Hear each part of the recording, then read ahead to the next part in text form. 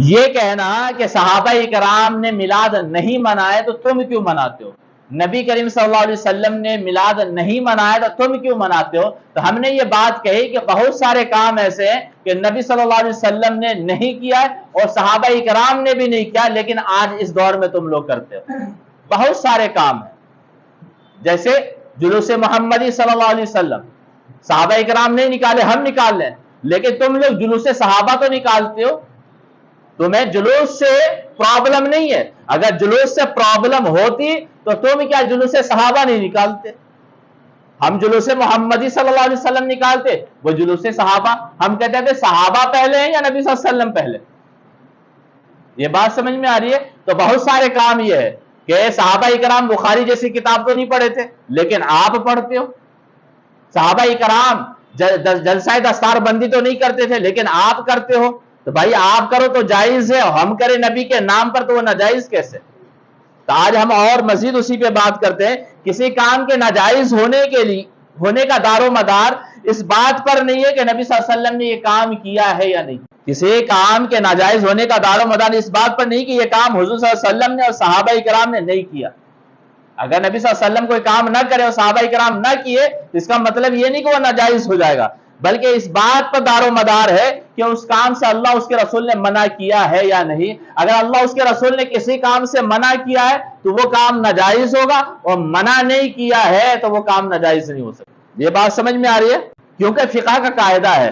کہ الاصل فی الاشیاء الاباحۃ، چیزوں میں اصل یہ ہے کہ وہ کیا مباح ہو، چیزوں میں اصل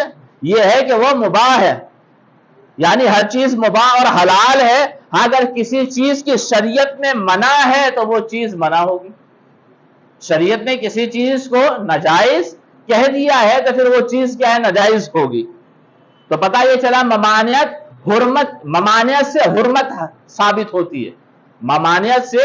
حرام ہونا، اگر کسی چیز سے روک دیا گیا تب جا کے کسی چیز کا حرام ہونا ثابت ہوگا، کسی چیز کا نیا ہونا یہ حرام ہونے کی دلیل نہیں ہے۔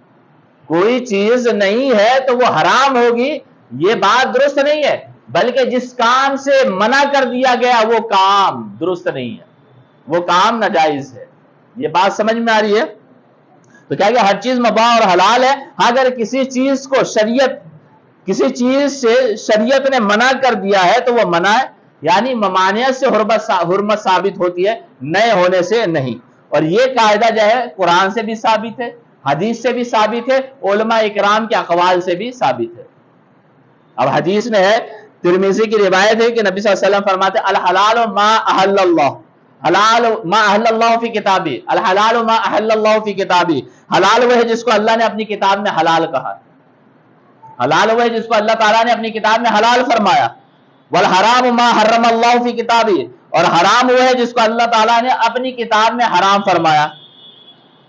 وما سکت عنہ فہو مما عفی عنہ، اور جس پر خاموشی اختیار کی گئی ہے وہ معاف ہے۔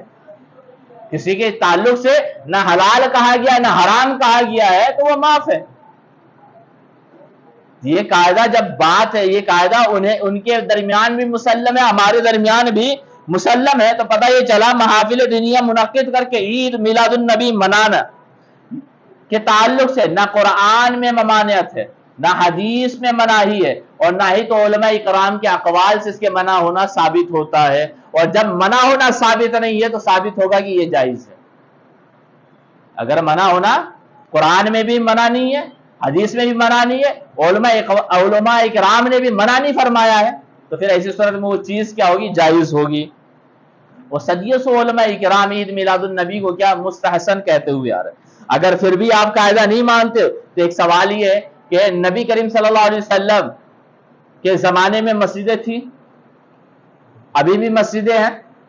تو کیا نبی صلی اللہ علیہ وسلم نے اپنی مسجدوں پہ مینار بنایا تھا؟ چلو نبی صلی اللہ علیہ وسلم نہیں بنایا تو کیا صحابہ کرام نے بنایا تھا؟ آج ہم فخر کے ساتھ اپنی مسجدوں پہ لمبی لمبی اونچی اونچی مینار بناتے ہیں، گنبدیں بناتے ہیں، اور یہ کام نہ صحابہ کرام نے کیا نہ نبی کریم صلی اللہ علیہ وسلم نے کیا۔ جب صحابہ کرام نے نہیں کیا اور نبی صلی اللہ علیہ وسلم نے بھی نہیں کیا ہے تو پھر ہم اور آپ کیوں کرتے ہیں؟ اور جتنے بھی مسلک والے جتنے بھی مسلمان ہیں جتنے لوگ کہتے کہ عید میلاد النبی ناجائز ہے، ان کی مسجدیں جا کے دیکھو تو لمبی لمبی میناریں دکھتی ہے اور بڑے بڑے گنبد دکھائی دیتے، وہ اپنی مسجدوں پہ گنبد بنا لیتے، باوجود اس کے کہ نبی صلی اللہ علیہ وسلم نے گنبد اپنی مسجد پہ نہیں بنایا، مینار بھی نہیں بنائے، پھر بھی یہ لوگ بنا لیتے۔ کہ چلو آگے بڑھتے کہ نبی صلی اللہ علیہ وسلم فرماتے، ابو داؤد کی روایت، وما امرت بتسیید المساجد، کہ مجھے مسجدوں میں چونا کرنے کا حکم نہیں دیا گیا، یعنی نبی صلی اللہ علیہ وسلم اور صحابہ کرام کچی مسجد میں نماز پڑھا کرتے تھے،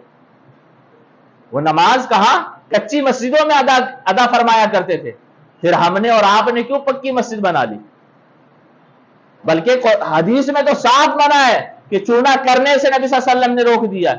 جب نبی صلی اللہ علیہ وسلم نے مسجدوں میں چونا کرنے سے روک دیا تو پھر ہم سیمنٹڈ کر دیتے، ٹائلس لگا کے چکچکا دیتے اور پھر اس پہ فخر بھی کرتے کہ ہمارے علاقے کی مسجد دیکھو عالی شان ہے۔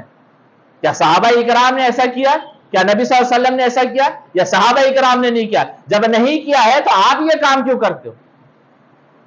جب آپ کا فتویٰ میلاد کے تعلق سے کہ یہ بدعت ہے کہ صحابہ نبی صلی اللہ علیہ وسلم نے نہیں کیا اور صحابہ اکرام نے نہیں کیا ہے، تو مسجدوں کو پکی بنانے پہ بھی آپ فتویٰ دو کہ پکی بنانا، مسجدوں کو پکا کرنا، یہ بھی کیا بدعت ہے؟ آپ مسجدوں میں ایئر کنڈیشن لگاتے ہو، کیا صحابہ اکرام نے لگایا؟ نبی صلی اللہ علیہ وسلم نے مسجدوں میں لگایا؟ چلو ایئر کنڈیشن نہیں، پنکھا کولر لگاتے، تو پھر وہ کہتے کہ نہیں صاحب ہم اسے دین کے اندر ایجادات نہیں سمجھتے، بلکہ دین کے لیے، کہ دین کے لیے سپورٹ ہو جائے، اس کے لیے الاحداث فی الدین، اور ایک الاحداث للدین، ہم دین کے لیے ہم نے انہیں ایجاد کیا ہے، ہم ثواب کے نیت سے نہیں کرتے۔ تو پھر چندہ جو مانگتے ہو، کہتے نا بھائی پنکھے کی ضرورت ہے، جو دے گا اللہ تعالیٰ اسے ثواب دے گا، پھر چندہ مانگتے ہوئے ثواب کی لالچ کیوں دیتے ہو؟ تو وہ یہ کہتے ہیں کہ پنکھا لگائیں گے، نمازی نماز پڑھے گا، اسے راحت ملے گی، تب جا کے پنکھا لگانے والے کو ثواب ملے گا۔ تو ٹھیک ہے، اگر یہ بات ہے تو ہم بھی کہتے کہ ہم جلوس محمدی اور میلاد النبی صلی اللہ علیہ وسلم کو ثواب کے نیت سے نہیں کرتے، بلکہ اس لیے کرتے ہیں کہ جب محفل میلاد منعقد کریں گے، نبی کے سیرت پہ بیان اور واضح و نصیحت کیا جائے گا، اور نبی صلی اللہ علیہ وسلم کی میلاد میں لوگ نکلیں گے تو نبی صلی اللہ علیہ وسلم کی عظمت کا چرچا ہوگا، لوگوں کے دل میں نبی صلی اللہ علیہ وسلم کی محبت جاگے گی، اور جب نبی صلی اللہ علیہ وسلم کی محبت کو فروغ ملے گا اور نبی صلی اللہ علیہ وسلم کی محبت کو فروغ ملے گی تو پھر اس کے ذریعے اللہ تعالیٰ ہمیں ثواب عطا فرمائے گا۔ اگر تمہارا قاعدہ یہ ہے تو ہمارا بھی قاعدہ وہی ہے کہ جس قاعدے کے اعتبار سے تم اپنی مسجدوں میں پنکھا جائز قرار دیتے ہو، مسجدوں کو پکا کرنا جائز قرار دیتے ہو، اے سی لگانا جائز قرار دیتے ہو، اسی قاعدے سے ہم بھی میلاد النبی صلی اللہ علیہ وسلم منانا جائز قرار دیتے ہیں۔ اگر میلاد النبی صلی اللہ علیہ وسلم کو ناجائز کہتے ہو تو تم ان کاموں کو بھی ناجائز کرو، لیکن یہ وہ لوگ کیا ہے، ان کاموں کو وہ جو کرتے ہیں وہ سب جائز ہو جاتا ہے، ہم جو کرتے ہیں وہ سب کے سب کیا ہو جاتا ہے، ناجائز ہو جاتا ہے۔ ان کا عجب قاعدہ قانون ہے۔ اب دیکھیں، کہتے کہ جو کام اللہ کے نبی صلی اللہ علیہ وسلم نے نہیں کیا، صحابہ اکرام نے نہیں کیا، آپ کیوں کرتے ہو؟ جب صحابہ اکرام نے میلاد نہیں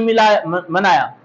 وہ جلوس کی شکل میں نہیں نکلے، جھنڈے ڈنڈے تو اس وقت بھی تھے، صحابہ اکرام نکل سکتے تھے، لیکن جب وہ نہیں نکلے تو تم کیوں نکلتے ہو؟ چلو نبی صلی اللہ علیہ وسلم نہیں نکلے تو صحابہ اکرام کو نکلنا چاہیے، وہ بھی نہیں نکلے تو پھر تم کیوں نکلتے؟ اچھا اگر یہ قاعدہ ہے تو ٹھیک ہے، آگے یہ بھی ہے کہ صحابہ اکرام تو یوٹیوب پہ چینل بنا کے کبھی بھی تقریر کر کے لوگوں تک نہیں پھیلائے تھے، اور یہ نہیں کہتے کہ سبسکرائب اینڈ لائک کرو، پھر تم کیوں کرتے ہو؟ صحابہ اکرام تو ایسا نہیں کیے تھے نا، تو تم کہو گے نہیں واضح نصیحت تو دین سے ثابت ہے، تو نبی کے میلاد پہ روزہ رکھنا، خوشی منانا، یہ بھی تو احادیث سے ثابت ہے۔ تو آپ اگر کہتے ہو کہ نہیں واضح نصیحت اس زمانے میں کیا جاتا تھا، کیا اس زمانے میں مائک نہیں تھا، سوشل میڈیا نہیں تھا، اس زمانے میں دستیاب ہے تو ان کا یوز کیا جاتا ہے، تو ٹھیک ہے، اس زمانے میں ڈی جے وغیرہ نہیں تھے، مائک نہیں تھے، اس زمانے میں ہے تو ہم اس پہ میلاد مناتے ہیں۔ ورنہ صحابہ اکرام نبی کو سیرت کو بیان کرتے تھے، لیکن تمہاری طرح جلسہ سیرت النبی صلی اللہ علیہ وسلم تو نہیں کرتے تھے، لیکن تم جلسہ سیرت النبی کرو تو جائز ہے، ہم جلسہ میلاد النبی کریں تو ناجائز ہے۔ بات تو ایک ہی ہے نا، نام الگ ہے، کام تو ایک ہی ہے، تو ان کا جائز ہو جاتا ہے، ہمارا ناجائز کیسے ہو جاتا ہے؟ ان کا بڑا اچھا رول ہے، جب سے گرامر لے کر آئے، قاعدہ قانون لے کر آئے، جس کا کوئی ہاتھ پیر نہیں ہے۔ آگے بڑھتے، اصحاب صفہ اکرام، اصحاب صفہ جانتے ہیں کہ مسجد نبوی میں ایک چبوترا بنا تھا کہ جس پہ صحابہ اکرام کی ایک جماعت بیٹھ کے علم دین حاصل کیا کرتے تھے۔ ایک روایت ہے کہ 70 کی تعداد تھی ان کی، اور حضرت ابو ہریرہ رضی اللہ تعالیٰ عنہ ان کے مونیٹر تھے۔ کہتے ہیں نا ابھی کلاس میں مانیٹر ہونا فخر کی بات سمجھتے ہیں لوگ، اور یہ 1400 سال پہلے ہی نبی صلی اللہ علیہ وسلم کلاس کا مانیٹر کسے بنائے تھے؟ حضرت ابو ہریرہ رضی اللہ تعالیٰ عنہ کو،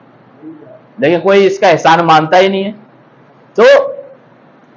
مسجد نبوی میں جو اصحاب صفہ پڑھا کرتے تھے ان کے پاس کوئی سلیبس نہیں تھا، ان کے پاس ہاسٹل نہیں تھا،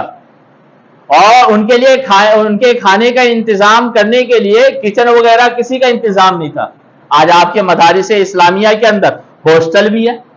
کچن کا انتظام بھی ہے۔ آپ نبی صلی اللہ علیہ وسلم جب صحابہ اکرام کو دین کی تعلیم دیے یا صحابہ اکرام دوسرے کو دین کی تعلیم دیے، کوئی یہ ثابت کر دے کہ صحابہ اکرام یا نبی صلی اللہ علیہ وسلم نے سیلری لیا ہو، لیکن آپ مدرسے میں پڑھاتے تو سیلری پھر کیوں لیتے؟ آپ کے اوپر لازم ہے کہ آپ اپنے مدرسوں سے ہاسٹل کو ختم کر دیں، آپ کے اوپر لازم ہے کہ آپ اپنے مدرسوں سے کچن کو ختم کر دیں، اس لیے کہ یہ ان ساری چیزوں کا وجود صحابہ کرام کے زمانے میں نہیں تھا۔ اگر بات یہی ہے کہ جو کام نبی صلی اللہ علیہ وسلم نے کیا اور صحابہ کرام نے کیا وہی کام کرنا چاہیے، تو پھر آ جاؤ ان چیزوں کو بھی ختم کرو۔ تو بہت سارے کام ایسے ہیں کہ جو وہ کرتے ہیں، لیکن کہتے یہ ہے کہ میلاد النبی صلی اللہ علیہ وسلم صحابہ کرام کے زمانے میں نہیں تھا اس لیے ناجائز ہے، لیکن بہت سارے کام ایسے جو اس زمانے میں نہیں تھا لیکن وہ لوگ خود کرتے ہیں۔